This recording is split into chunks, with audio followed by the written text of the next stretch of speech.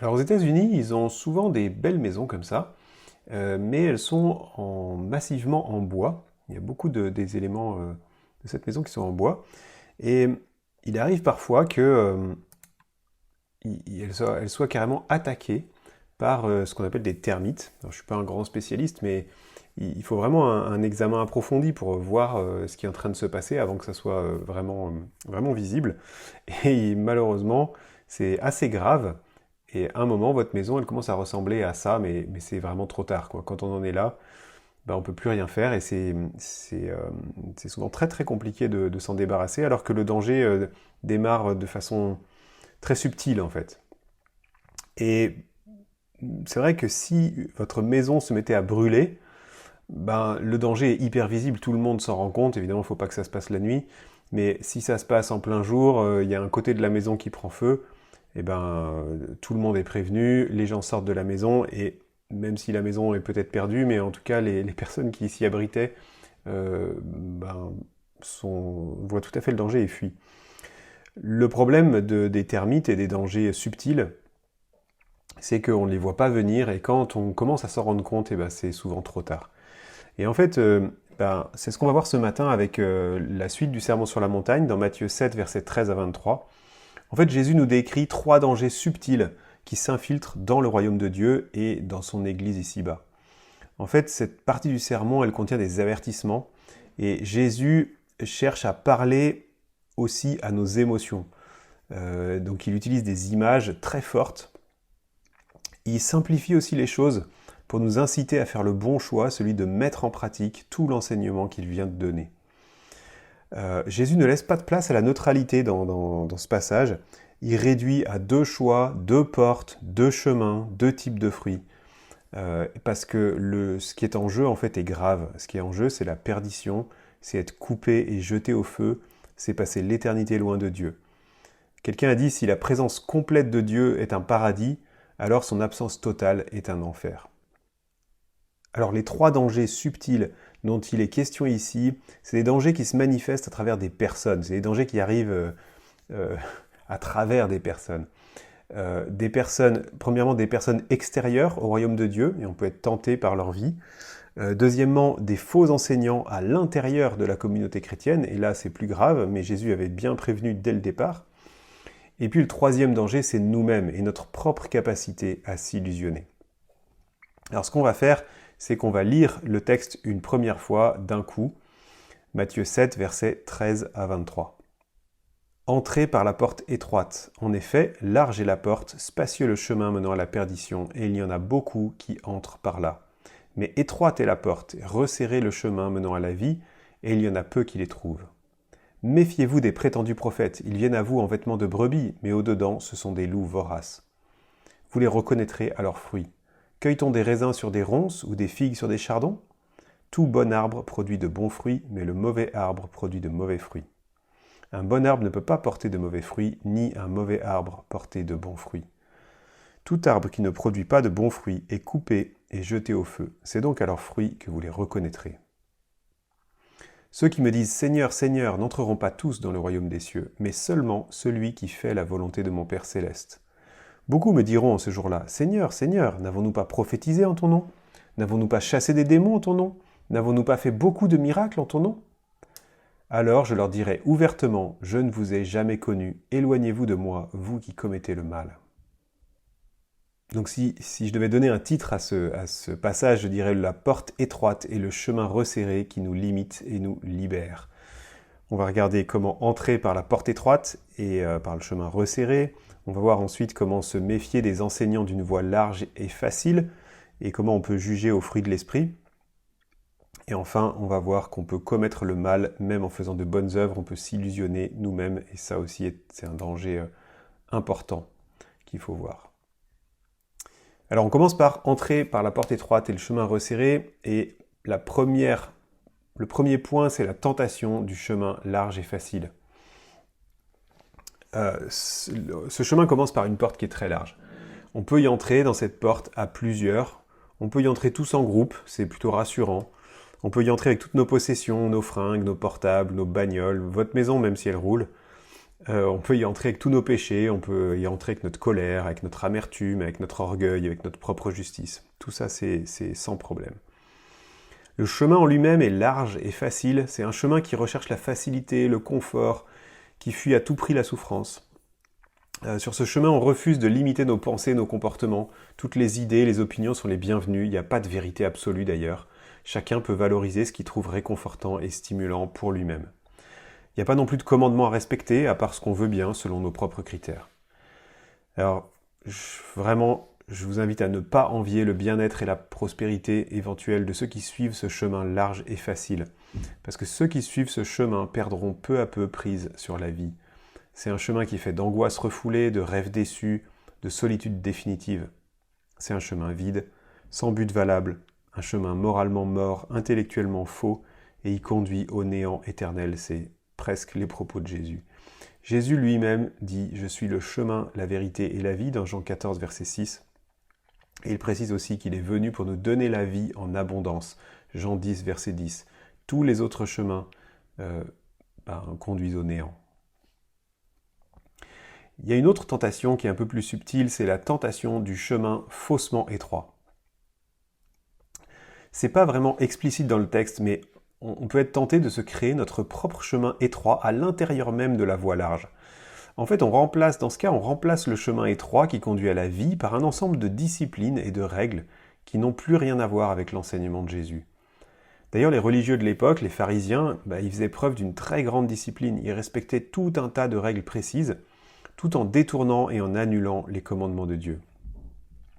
Écoutez ce que dit Paul de ces commandements humains. Il dit « Ils ont en vérité une apparence de sagesse car ils indiquent un culte volontaire, de l'humilité et le mépris du corps. Mais ils sont sans aucune valeur et ne servent qu'à la satisfaction personnelle. » Colossiens 2, 23. La discipline de Christ qui nous apporte la vie, elle n'a rien à voir avec des traditions humaines qui s'infiltrent parfois, malheureusement, dans des mouvements chrétiens. Alors n'inventons pas des règles pour nous rassurer et nous donner l'impression d'être des bonnes personnes, soit aux yeux des autres, soit à nos propres yeux. Prenons garde de ne pas faire ça. Et enfin, on va parler des cadeaux de Dieu dans les limites du chemin.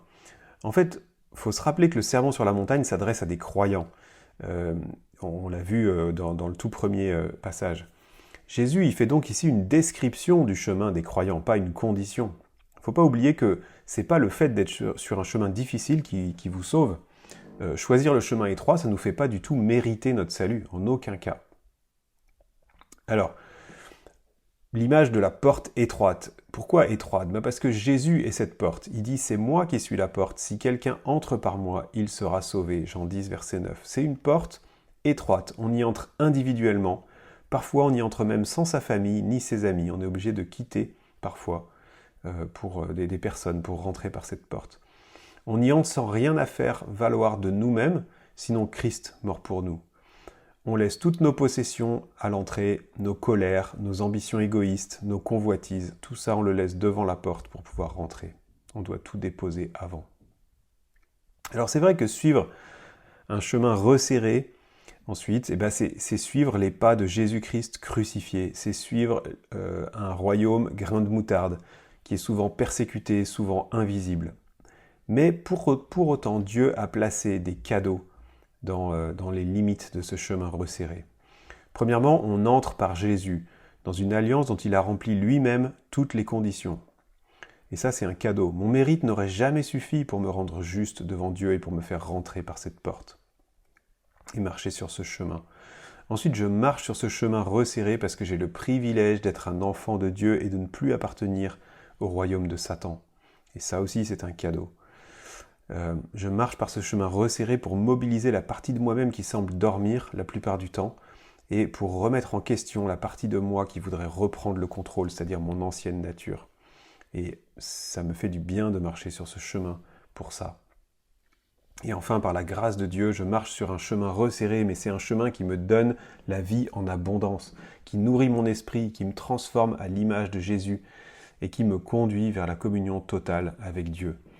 Et tout ça, c'est vraiment des cadeaux dans ce chemin. Il y a aussi un point qui est intéressant, il est dit « Nous sommes peu nombreux sur ce chemin ». Mais je sais aussi que je suis jamais seul sur ce chemin resserré. Jésus est avec moi, mes frères et mes sœurs aussi, ainsi que la multitude des croyants de tous les âges. En Apocalypse 7, verset 9, on peut lire « Une foule immense que personne ne pouvait compter ».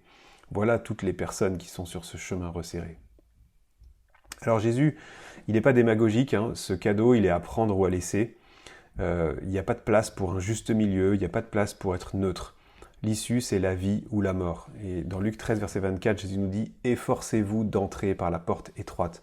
C'est un passage parallèle au Sermon sur la montagne. Efforcez-vous d'entrer par la porte étroite. Donc, entrez par la porte étroite, mais aussi, méfiez-vous des enseignants d'une voie large et facile. On va relire le passage rapidement. Méfiez-vous des prétendus prophètes. Ils viennent à vous en vêtements de brebis, mais au-dedans, ce sont des loups voraces. Vous les reconnaîtrez à leurs fruits. Cueille-t-on des raisins sur des ronces ou des figues sur des chardons? Tout bon arbre produit de bons fruits, mais le mauvais arbre produit de mauvais fruits. Un bon arbre ne peut pas porter de mauvais fruits, et un mauvais arbre porter de bons fruits, ni un mauvais arbre porter de bons fruits. Tout arbre qui ne produit pas de bons fruits est coupé et jeté au feu. C'est donc à leurs fruits que vous les reconnaîtrez. Alors la tentation ici, c'est celle d'écouter de faux enseignements, de faux enseignants, des enseignements qui sont doux à nos oreilles. Un prophète, c'est juste quelqu'un qui parle de la part de Dieu, donc ça peut être un pasteur, quelqu'un qui nous enseigne, quelqu'un dont on lit les bouquins, on écoute les podcasts, etc. Alors il y a un lien avec ce qui précède, puisqu'il vient de parler du chemin facile et large. Je pense que les faux prophètes sont ceux qui enseignent ce chemin facile et large, un Jésus un peu américain, un peu successful, ou un chemin faussement étroit, comme j'ai pu le décrire tout à l'heure. Donc de se créer sa propre voie étroite à l'intérieur du chemin large. Bien sûr, il y a des erreurs grossières qui sont facilement visibles si on lit aussi pour soi-même la parole de Dieu et qu'on ne fait pas totale confiance dans les personnes, mais je pense que la plupart du temps, l'erreur, elle n'est pas de dire des choses fausses. L'erreur, elle est plutôt cachée dans ce qui n'est pas dit. Je m'explique. Un faux enseignant, il peut tout à fait dire des choses justes en parlant de l'amour de Dieu et d'un Jésus qui comble nos failles. Et en même temps, il insiste le moins possible sur des choses vitales comme par exemple la gravité de notre péché, le jugement final de Dieu, la réalité de l'enfer, ou alors encore l'incapacité de l'homme à faire quoi que ce soit pour mériter son propre salut. Ou il n'insiste pas sur la nécessité de prendre ce chemin resserré qui suit un Jésus qui a été crucifié. Il n'insiste pas sur la responsabilité d'obéir au Seigneur, pas juste de l'invoquer comme un sauveur. Ou encore l'appel à aimer nos ennemis, à accorder notre pardon à ceux qui nous offensent. Ça peut aussi être quelqu'un qui ne parle pas du tout de notre sanctification progressive et des souffrances qui y sont attachées, tant qu'on est sur ce chemin, c'est-à-dire le combat de la foi, la nécessité de revêtir l'armure pour résister au diable, ou le fait de s'examiner soi-même pour mettre en lumière nos zones d'ombre. Alors, choisissons bien nos modèles, nos mentors, nos enseignants, demandons du discernement. Tous les livres d'une librairie chrétienne ne reflètent pas toujours l'enseignement de Jésus. Tous les articles sur Top Chrétien non plus. Et surtout quand c'est des enseignements qui nous caressent dans le bon sens du poil, j'allais dire, qui caressent nos oreilles avec de la confiance en soi, avec du développement personnel et une vie sans souffrance. Jésus dit que ça ne sera pas du tout évident de distinguer les faux enseignants, qui qualifient lui-même de loups voraces. Ça ne sera pas facile de les distinguer, et c'est pour ça d'ailleurs qu'ils sont si dangereux, finalement plus dangereux même que des personnes qui sont farouchement opposées à la foi chrétienne. Et ensuite, Jésus va nous parler du lien entre l'arbre et le fruit pour nous aider ensuite à reconnaître ces faux enseignants. Alors on est appelé à juger les fruits. Pourquoi ? Parce qu'on ne peut pas juger les cœurs. Seul Dieu peut le faire. On ne peut pas savoir réellement ce que sont les gens à l'intérieur. Alors c'est intéressant de voir cette cohérence entre l'arbre et le fruit. Et j'ai l'impression que Jésus veut nous enseigner deux choses. La première, c'est qu'on ne peut pas transmettre quelque chose qu'on ne vit pas réellement de l'intérieur. Et deuxièmement, on ne peut pas s'empêcher de transmettre ce qu'on est réellement au fond de nous. Jésus, en fait, nous montre qu'il y a un lien indissoluble entre la croyance et la façon de vivre. Ce qu'un homme croit finira tôt ou tard par se voir dans ses actions, dans sa façon de vivre et dans sa relation avec les autres autour de lui. Donc, comment maintenant reconnaître les bons fruits une fois qu'on a compris ce lien entre l'arbre et le fruit ? Alors, je pense que d'une part, les fruits, c'est l'enseignement en lui-même, mais comme Jésus dit que ça peut être difficile, presque imperceptible de voir, parce que la plupart des choses que les faux enseignants disent sont des choses justes, donc il faut voir qu'est-ce qui n'est pas dit. Et du coup, je pense qu'il y a aussi quelque chose à prendre en compte, c'est le caractère, la conduite de l'enseignant et son impact, en tout cas l'impact de son enseignement sur ceux qui écoutent régulièrement ce qu'il dit. Et l'enseignement, pour le premier point de l'enseignement, nous sommes responsables en tant qu'Église, en tant que disciples de Jésus, de faire comme les chrétiens de Bérée. C'est ce qui disait en Acte 17, verset 11, « Ils examinaient chaque jour les Écritures pour voir si ce qu'on leur disait était exact. » Et ça, je pense que c'est super important. Donc, si dans l'église où vous allez régulièrement, lisez aussi par vous-même les Écritures. Si vous aimez beaucoup lire des bouquins chrétiens ou suivre des podcasts ou des enseignants comme ça sur Internet, n'oubliez pas de vérifier par vous-même dans les Écritures. Ne faites pas une confiance totale. Vous êtes responsable de ce que vous écoutez aussi pour vous-même. Et pour l'autre partie, les fruits qu'on devrait voir apparaître, du coup, c'est des fruits de transformation du caractère et de la conduite. Et ces fruits-là, je pense que c'est tout à fait les mêmes pour l'enseignant que pour ceux qui écoutent. Parce que si l'enseignant manifeste les fruits de l'esprit, ceux qui l'écoutent reçoivent le bon exemple et les bons fruits. Si ce n'est pas le cas, c'est qu'on est en présence d'un faux enseignant. Alors, je vous ai préparé une petite synthèse des fruits de l'esprit, et je me suis inspiré de ce qu'on voit dans les 8 béatitudes, dans Matthieu 6, puisqu'on est sur le sermon sur la montagne, mais je suis allé piocher un petit peu aussi dans les 9 fruits de l'esprit de Galates 5, 22, dans la description de l'amour de 1 Corinthiens 13, et dans la sagesse d'en haut de Jacques 3, 17. Vous pourrez relire ces passages si vous voulez compléter. Mais voilà la description que je peux faire des bons fruits, en relation avec Dieu d'abord, puis en relation avec soi-même, et enfin en relation avec son prochain. Alors, les fruits du véritable enseignant dans sa relation avec Dieu, la synthèse que j'ai retirée. Premièrement, il reconnaît sa pauvreté spirituelle, donc c'est l'absence de fierté et d'orgueil. C'est quelqu'un qui est humble de cœur, qui est soumis à la volonté de Dieu, qui lui abandonne sa cause et ses droits. Ensuite, c'est quelqu'un qui est en paix avec Dieu, qui accepte le plan et le calendrier de Dieu pour sa vie et pour ses progrès. Et enfin, c'est quelqu'un qui cultive sa joie en Dieu quand tout le reste s'effondre autour de lui. Ensuite, quels sont les fruits du véritable enseignant dans sa relation avec lui-même ? C'est quelqu'un qui pleure sur sa condition, sur l'état du monde, sur les conséquences du péché. C'est quelqu'un qui a désespérément faim et soif de justice. Il veut être en règle et marcher droit. C'est quelqu'un qui désire être libéré du péché sous toutes ses formes, pas juste avoir une certaine moralité. Il cherche à être semblable à Jésus. Il renonce volontairement à ce qui coupe son appétit spirituel. Il met en place des bonnes priorités pour nourrir sa communion avec Dieu au quotidien. Et enfin, c'est quelqu'un qui sait se maîtriser, réfréner un désir ou une pulsion, attendre le bon moment pour parler. Et enfin, les fruits du véritable enseignant dans sa relation avec son prochain. C'est quelqu'un qui manifeste de la joie au quotidien, quelqu'un qui protège sa joie de la morosité naturelle. C'est quelqu'un qui est patient pour sa propre transformation comme pour celle des autres autour de lui.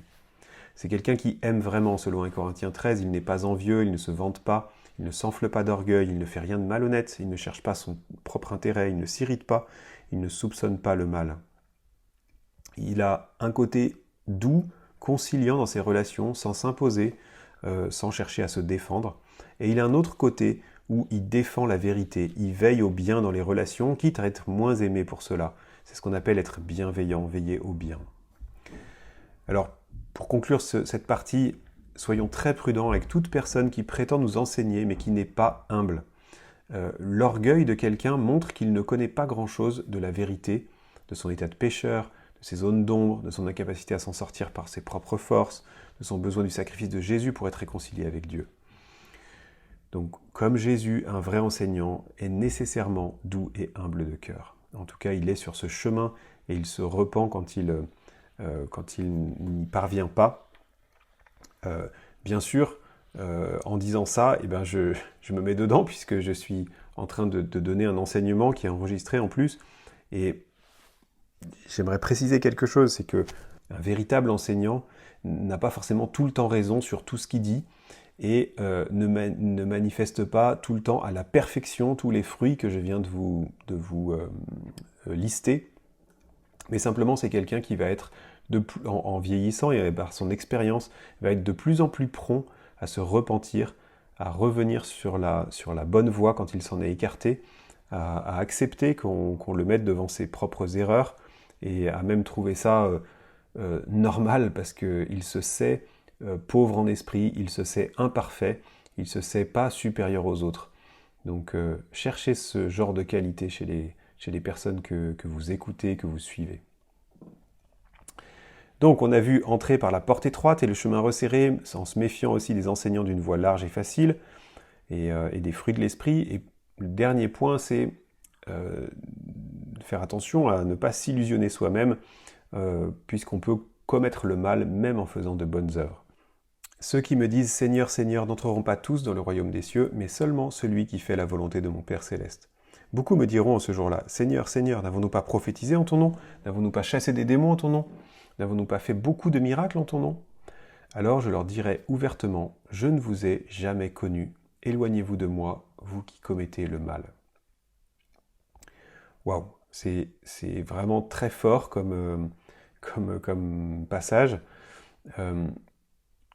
Et le danger qui est mis ici en avant, c'est celui de s'illusionner soi-même.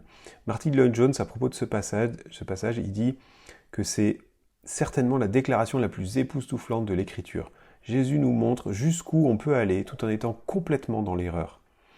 Ce qui est décrit ici, c'est des hommes d'action, c'est des hommes qui rendent de grands services à la communauté chrétienne, des hommes en plus qui sont sincères dans ce qu'ils font. Alors, analysons un petit peu ce qui est dénoncé ici. Jésus nous dit que exprimer une théologie correcte est insuffisant. Pourquoi? Parce qu'on sait que personne ne sera sauvé sans reconnaître Jésus comme Seigneur. C'est tout à fait nécessaire. Le fait de dire Seigneur, Seigneur, c'est théologiquement correct, c'est exact. Mais tous ceux qui disent Seigneur, Seigneur, de tout cela, certains n'entreront pas. Donc, ce qu'il faut comprendre, c'est qu'un assentiment intellectuel à la vérité n'est pas suffisant. Jacques 2, verset 19 nous dit « Les démons aussi croient, et ils tremblent ». Donc croire c'est bien, mais il faut croire avec tout ce que cela implique de concret dans nos vies. Donc premier point, exprimer une théologie correcte est insuffisant. Deuxième point, être zélé et enthousiaste pour la théologie ou la spiritualité est insuffisant aussi. Et c'est difficile de différencier une véritable ferveur spirituelle d'un enthousiasme naturel pour des notions de spiritualité. On peut aimer la théologie plus que Dieu lui-même. Mais si on fait ça, on démontre qu'on n'aime pas Dieu du tout. En tout cas, on n'aime pas Dieu comme lui nous demande de l'aimer. Et ça, c'est grave. Donc être zélé et enthousiaste, c'est pas suffisant. Et enfin, nos bonnes œuvres, elles aussi, sont insuffisantes, voire totalement inutiles en tant qu'œuvres. Et ça, on le voit grâce au verset 22. Heureusement qu'on ne s'arrêtait pas juste avant, mais faire la volonté de mon Père, c'est pas obéir à tous les commandements, puisque on peut tout à fait prêcher une doctrine correcte et être hors du royaume de Dieu. C'est ce qu'il dit dans le premier point que je viens de voir. La théologie correcte, c'est pas suffisant, donc on peut prêcher quelque chose de correct, mais pourtant être hors du royaume de Dieu. Et on voit que Paul en parle en 1 Corinthiens 9, verset 27, quand il dit « Je traite durement mon corps et je le discipline de peur d'être moi-même disqualifié après avoir prêché aux autres. » Ensuite, il y a « chasser les démons au nom de Jésus ». On peut faire ça et pourtant être en dehors du royaume de Dieu. Il y a un exemple dans la parole, hein. Judas a eu ce pouvoir de chasser les démons et pourtant Judas est perdu. Et enfin, le dernier point que Jésus montre dans ce passage, c'est faire des miracles. Donc on peut faire des miracles au nom de Jésus, mais rappelez-vous, les Égyptiens, les magiciens en Égypte le faisaient aussi. Dans Matthieu 24, verset 24, on a un passage un peu parallèle. Des prétendus prophètes surgiront, tiens, c'est exactement la même tournure que dans le Sermon sur la montagne. Ils feront de grands prodiges et des signes miraculeux au point de tromper, si c'était possible, même ceux qui ont été choisis. Alors, ce passage nous montre à quel point Jésus attache de l'importance à notre obéissance et aux fruits portés dans notre caractère, pas seulement à une bonne théologie ou un enthousiasme pour les choses spirituelles ou des œuvres notables, voire exceptionnelles. On est vraiment appelé à ne pas regarder aux résultats visibles, à la popularité ou à l'impact d'un ministère, mais regardez à la soumission intérieure à la volonté de Dieu. Pour ceux qui nous enseignent, mais là on parlait de soi-même. Donc pour nous-mêmes, pour savoir si on est sur la bonne voie, cherchez dans votre cœur, est-ce que vous êtes soumis intérieurement à la volonté de Dieu, ou est-ce que vous êtes en danger d'être séduit par les résultats visibles, par votre popularité, par l'impact que vous recherchez? Alors on a le point clé qui est faire la volonté du Père. Mais concrètement, ça veut dire quoi?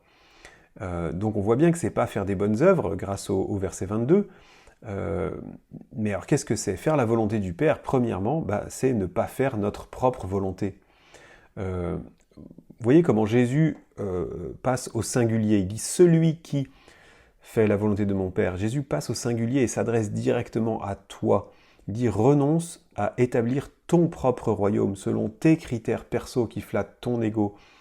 Il dit « renonce à ta propre vision de ce qu'il faudrait faire dans cette situation. Renonce à ton désir de changer les circonstances ou de changer les autres qui te frustrent. Ça serait tellement plus simple si les autres pouvaient changer.